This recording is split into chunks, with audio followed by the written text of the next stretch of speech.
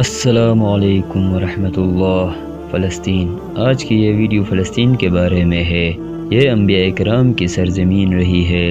ناظرین، حضرت ابراہیم علیہ السلام نے فلسطین کی طرف ہجرت فرمائی۔ حضرت موسیٰ علیہ السلام نے اپنے ساتھیوں سے اسی ملک میں یہ کہا تھا کہ اس مقدس علاقے میں جاؤ، اس لیے کہ یہ انبیاء کرام کی سرزمین رہی ہے۔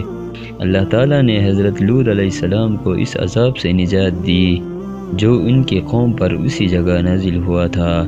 حضرت زکریا علیہ السلام کا محراب بھی اسی شہر میں تعمیر ہوا، اور حضرت داؤد علیہ السلام نے اسی جگہ قیام کیا اور اسی جگہ اپنا ایک محراب بھی تعمیر کیا۔ حضرت سلیمان علیہ السلام اسی ملک میں بیٹھ کر ساری دنیا پر حکومت کرتے تھے۔ فلسطین وہ جگہ ہے جہاں معجزات وقوع پذیر ہوئے، جہاں کنواری حضرت بی بی مریم کے بدن سے حضرت عیسیٰ علیہ السلام کی پیدائش ہوئی۔ جب حضرت عیسیٰ علیہ السلام کو ان کی قوم نے قتل کرنے کا ارادہ کیا تو اللہ تعالیٰ نے عیسیٰ علیہ السلام کو اسی پاک جگہ سے آسمان کی طرف اٹھا لیا۔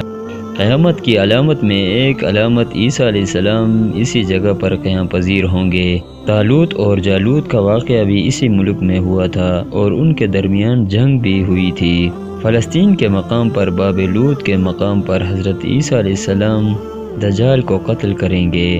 فلسطین سے ہی یاجوج ماجوج کا ظہور ہوگا اور یاجوج ماجوج اسی جگہ سے ہی فساد کا کام شروع کریں گے۔ دور اسلام میں فلسطین میں حضرت عمر رضی اللہ تعالیٰ عنہ چل کر آئے اور مسجد الاقصیٰ میں نماز ادا کی۔ زمین پر سب سے پہلی مسجد مسجد الحرام اور دوسری مسجد مسجد الاقصیٰ بنائی گئی، جو کہ فلسطین میں موجود ہے، جہاں پر انبیاء کرام کے تبرکات موجود تھے، جس میں حضرت سلیمان علیہ السلام کی طلسماتی انگوٹھی اور حضرت موسیٰ علیہ السلام کی لاٹھی بھی تھی۔ یہ سب چیزیں ایک صندوق میں تھی جسے تابوت سکینہ کہا جاتا ہے۔ مسجد الاقصیٰ کو رومیوں سے نجات کے لیے یہاں 5000 کے قریب صحابہ کرام نے شہادت دی، جو کہ سلسلہ ابھی تک جاری ہے۔ فلسطین کو شہیدوں کا شہر بھی کہا جاتا ہے۔ محل وقوع کے اعتبار سے فلسطین براعظم ایشیا کے بحر متوسط کے کنارے پر واقع ہے۔ فلسطین کے شمال میں لبنان، جنوب میں مصر اور مشرق میں شام اور اردن سے فلسطین کی سرحدیں ملی ہوئی ہے۔